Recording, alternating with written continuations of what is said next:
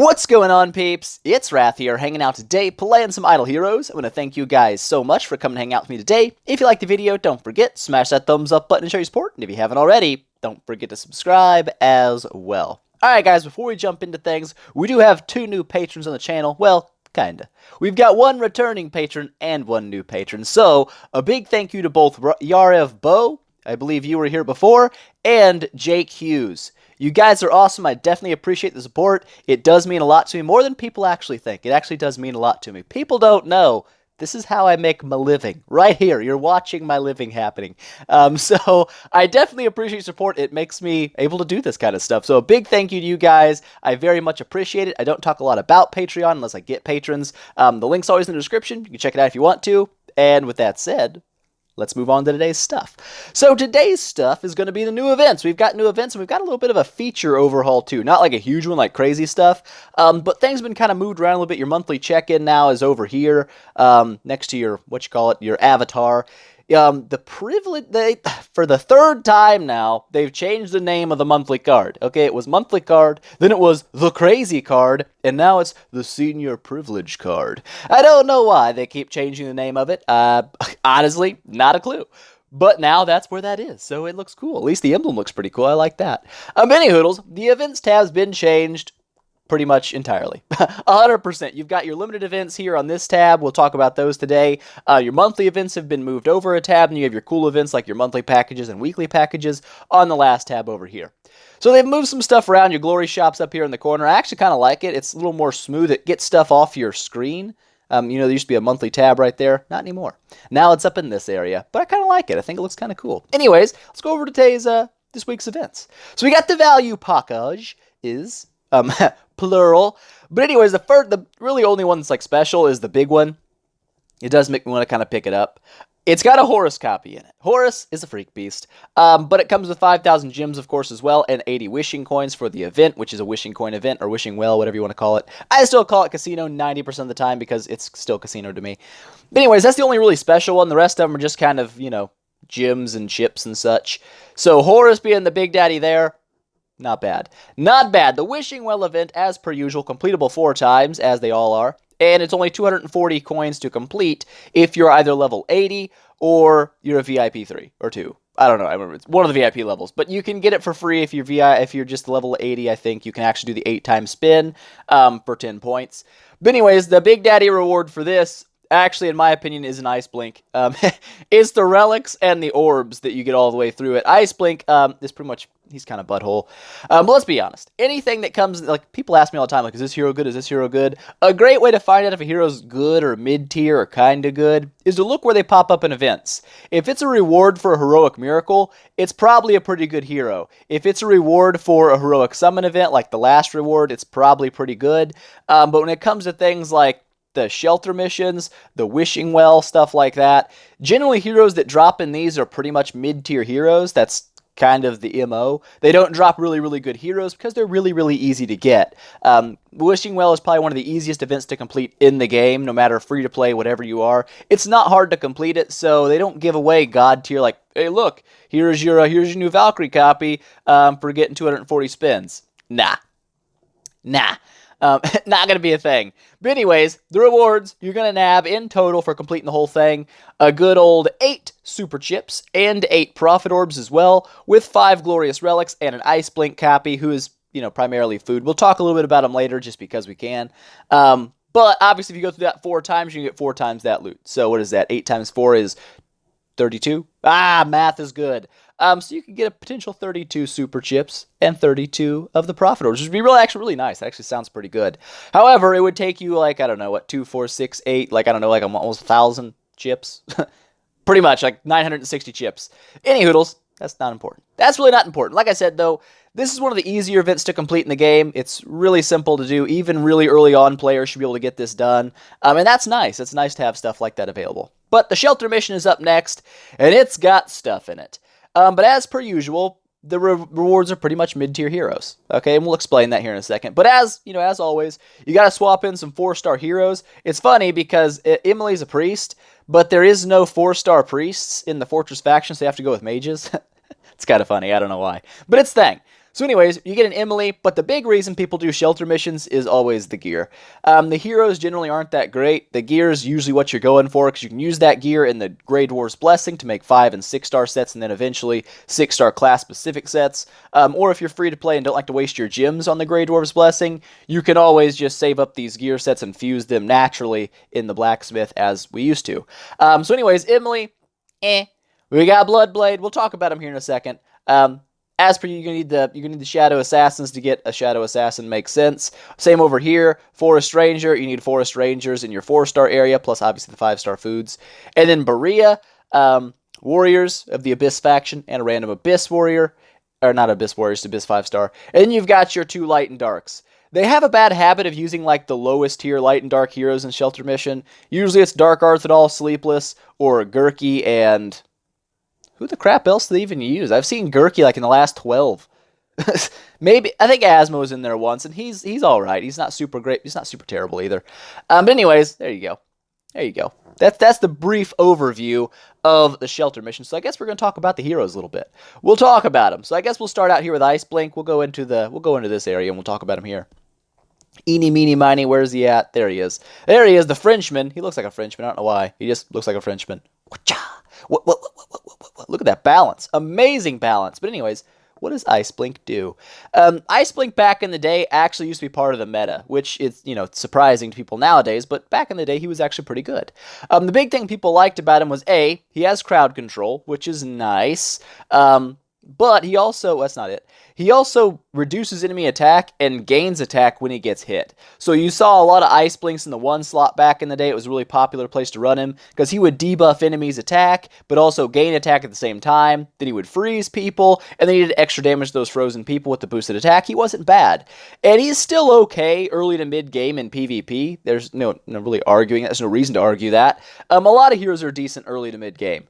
Iceblink's one of those. As soon as you start getting anywhere near the late game, or anywhere actually even mid-game, he still starts to fall off, because really good crowd control units, or even just slightly faster ones, because he's really slow, still kind of put Iceblink out of business pretty easily. It's not that hard to take him down. So he's lost a lot of value, and that's why you start seeing him pop up like this in the casino rewards, because he's not that great. The devs know it. He's now a B-tier unit, and he's in a B-tier position. So there you go. There's Iceblink. Pretty much solely a PvP unit. I guess you could also use him in the tower and such, but in terms of like the aspen, stuff like that, nope. Not his place. 100% not his place. So let's start over here, I guess, for the Shelter Mission units. Bloodblade. Bloodblade, pretty solid unit. Definitely in PvP. Early to mid-game, really great. Late game, unless you've got a really good team that's good at stripping off attack of the enemies, he does die pretty easy. He's a pretty squishy unit, and that's not a good thing. Especially when you're fighting prey for fire bosses near the end game.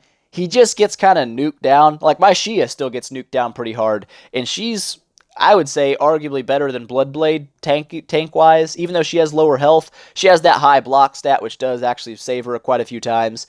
But either way, you've got Bloodblade here. Solid boss damage. Early to mid-game, this guy's going to put out really big damage for you, and people get really attached to him. But by the time you get this guy to E3, it's kind of like a Vesa story. He was really good up to 10-star. Even when you started enabling him, you're like, wow, this guy's really great. But then you hit that real end-game, the Pray for Fire bosses, the end-game PvP, and you start watching the units just get kind of dumped on. And you're like, oh, well, maybe they're not so good anymore. And that's kind of where Bloodblade is right now. He's really solid in boss damage. If you can keep him alive, he does a ton of damage. He's got good damage over time effects, which is great for bosses. Does have some self-sustain built into his active skill, which isn't bad. Actually, it's really nice. It's pretty handy. It's the only way it really keeps him alive, because he doesn't have super high health, but he has really, really low armor, and he gets hit really hard. A lot of bosses can put this guy down pretty easy, but he's not bad. He's mainly set up for boss fighting. That's Bloodblade's big strength, is fighting bosses. People do use him in the Aspen dungeon, but, as like most heroes, a lot of your E3 heroes will make it to Nightmare in the Aspen pretty easily. It's once you get to Nightmare that you start weeding out the good E3s from the bad E3s. Like, Dragon Slayer can make it to, like, Nightmare 50. Okay, at E3. He's not a bad dude. He's really tanky, but you start to see his weaknesses really start to shine. And like I said, a lot of heroes at E3 will make it to Nightmare. It's really what can get you to Hell and beyond. Those are the good E3s. And Bloodblade, I would say there's really no hope for a Bloodblade by itself at E3 to get you to Hell mode. I just don't see it. Maybe somebody out there's pulled it off, but I would be amazed. He's really weak against crowd control. He's really squishy. Any Walter nodes would pretty much just crap all over his face. But like I said, boss damage, not bad early to mid game. If you can keep him alive, even decently solid in the late game. But the problem is you got to keep him alive, and that's kind of hard. But that's Bloodblade. Moving over, we've got Emily. Where is Emily at? Eeny, meeny, miny, Emily. Emily, food. Pretty much that's the name of the game for Emily. Nobody builds her anymore. Again, way back in the day, Emily and Iceblink and Demon Hunters were like the standard meta for in-game PvP, which was kind of funny because nowadays, really none of those units are in in-game PvP, but that just shows you the power creep. That's how the game works. People thought Iceblink was OP back in the day. That was the argument. Oh my god, he's so OP, you can't beat Iceblinks. Demon Hunter's OP, you can't beat Demon Hunters. And now the argument's just shifted forward to the newer units. Valkyrie's OP, even Scary still being old, OP. They're not OP, they're just the best units for PvP right now. It doesn't make you OP, it just means you're in the meta. You're doing good. But Emily pretty much there's not much even to talk about. She's a support unit, but she's just not that great.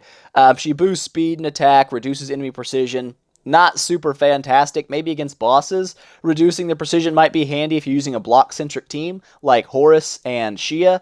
Might actually have kind of some use there.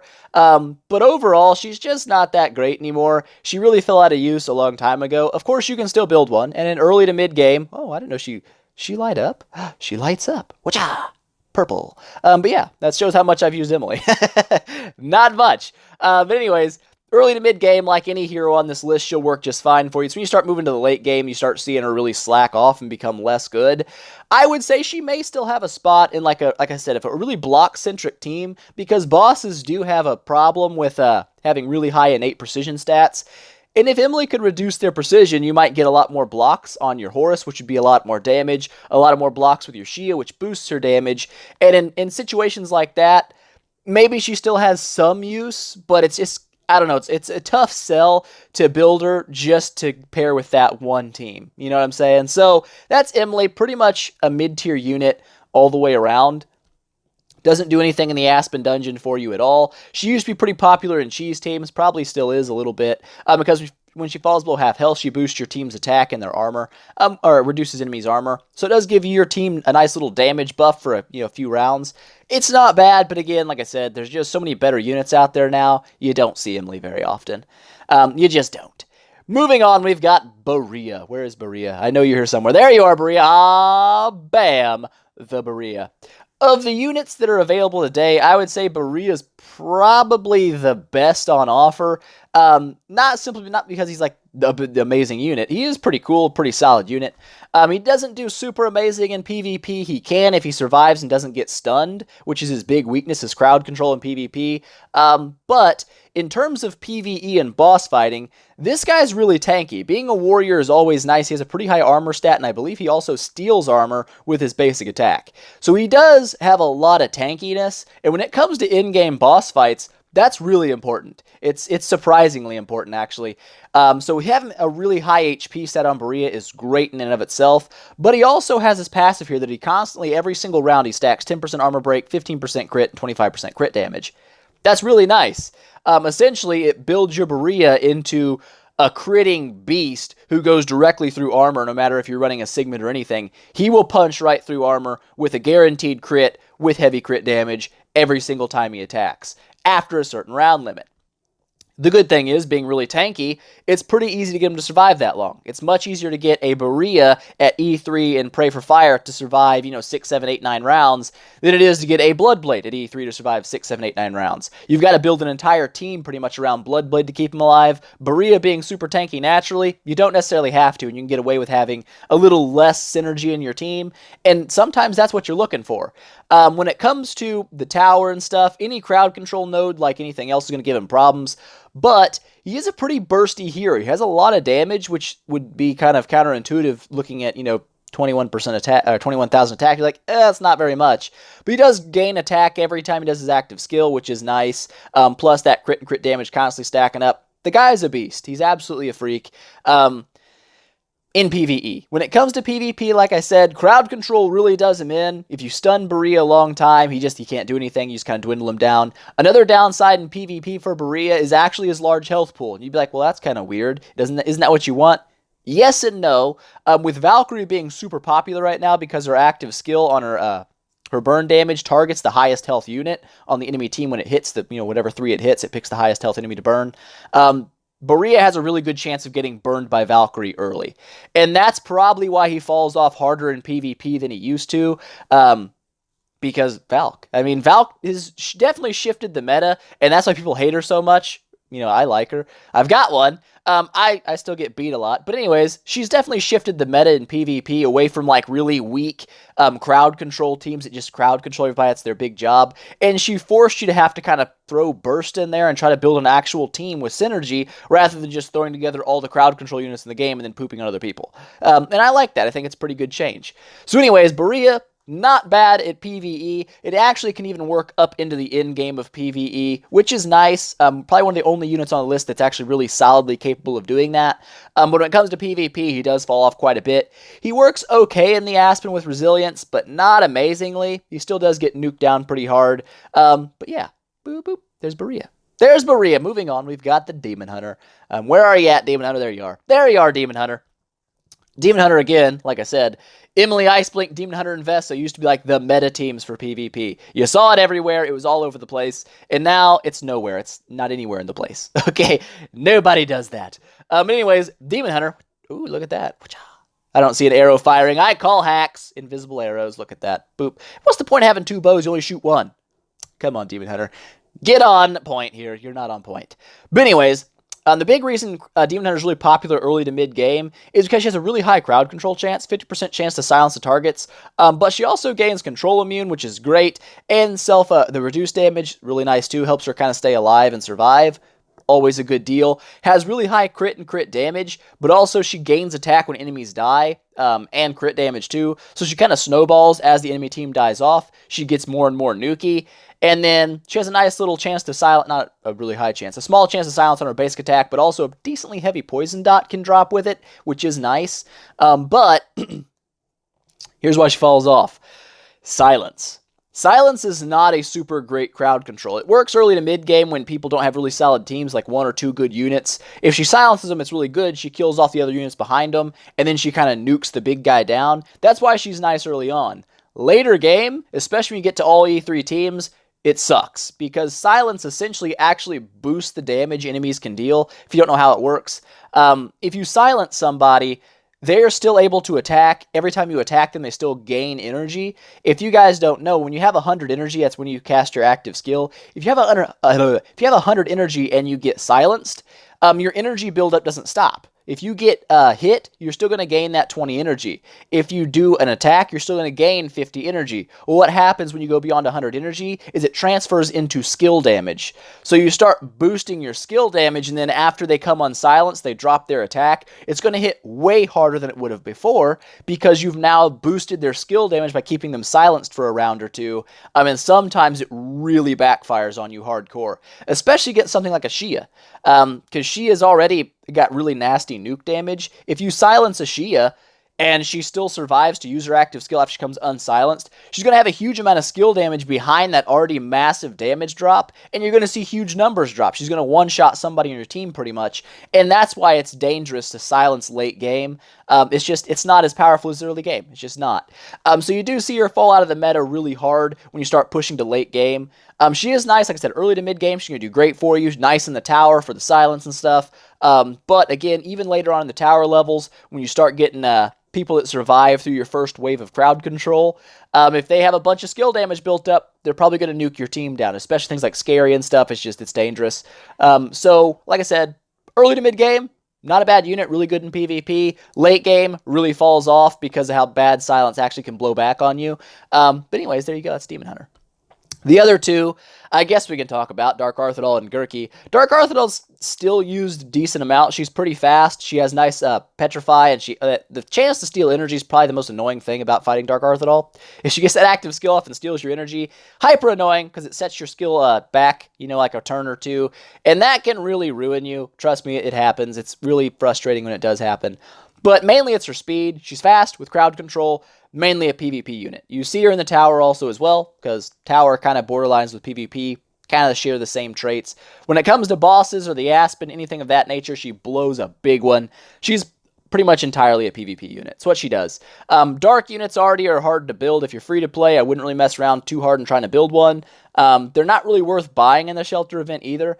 I don't know if I checked it out. We'll check it out here in a second. So Dark Arthrodol, primarily PvP, not really great in any kind of boss situation at all. Then you've got the Gherkinator, ye old Gherkinator, in desperate need of some love and some buffing. One of the slowest units in the entire game. Decent healing, it's not bad, but he has no natural crowd control resistance, so he gets stunned, frozen, petrified in PvP, and nuked to death very quickly. Early to mid-game probably works okay there, just because there's not near as many, like, legit team setups yet. He can probably survive a little longer. But later on, not super great. I haven't heard of him going really high in hell in Aspen either at E3. He just seems to get nuked down pretty hard. But he's not bad. He does look cool. That's probably Gurky's biggest selling point is how cool he looks. That's actually probably it. But he's all right. He'll work okay early game, but like I said, early to mid-game, you're probably not messing with light heroes anyway. And if you're going to invest in a light hero right now, it should almost always be Barea. She's the best light hero in the game right now. Absolutely great. But with that said, we'll go back and check out the Shelter mission. That's not the Shelter mission. I keep clicking over there. Here we go. Bam. Scroll, scroll, scroll. But the problems with the dark and the light and the Shelter missions is they don't just require one dark hero, they require two. So you've got to actually put two heroes in to get one hero out. The problem with that is light and dark fodder is already hard enough to come by, that throwing one away just to get a hero is a little bit excessive. And if that wasn't enough, you also have to throw away 2,000 gems to get them as well. So you're not just throwing away at least one dark hero is getting scrapped for free pretty much, but you're also throwing away 2,000 gems at them. I recommend, unless it's not like a light or dark hero that you absolutely need, like if a Barea popped up, you okay, I can understand. Okay, if an Amuvor or a Dasmog popped up, I understand. But for Dark Arthur or Gurky, it's just, it's overpriced. It's not really worth doing. So that's kind of where I sit on the Shelter missions. The first four, the regular faction, you should probably go ahead and do them. There's no reason not to. Get that gear. Get a copy in your bag for Heroic Miracle. It's always nice. But when it comes to the light and the darks, unless you're absolutely building that unit 100% guaranteed, I wouldn't waste it. It's not worth it. You're better off just saving up your light and dark fodders to fuse up and make your 6 stars so you can actually boost that unit up later on. But there you go. There you go, guys. That's the events pretty much covered. We got a mail. Give it to me. Give me my mail. But yeah, that's the new events. I don't know if I'm going to go for a double completion here. It'd be close. I probably could. I don't know if I necessarily need the fodder. When the monthly events reset, which for me is going to be in a little less than a week, it looks like, I will be ready to make some 9-star units. I'll make a 9-star here in the Shadow faction. I'll make a 10-star here, hopefully, if I have enough fodder laying around. I'll have to pull some out of my bag, probably. But we'll get the 10-star here, another 9-star here, and I should be able to E3 Shia, hopefully this week, if not, probably next week. That's the game plan. So we're kind of working toward our goals here. I don't know if I want to do a double completion just to get the double Iceblinks for fodder, plus, 10 relics, never a bad deal. 18 orbs or whatever, 16 orbs, 16 orbs. Not a bad deal. Not a bad deal. I can deal with that. But anyways, that is me for today, guys. I hope you enjoyed it. If you liked the video, please make sure, smash that thumbs up button and show your support. If you haven't already, don't forget to subscribe as well. And tell your friends about it, because that definitely helps me out a lot. And I will see you guys in the next one.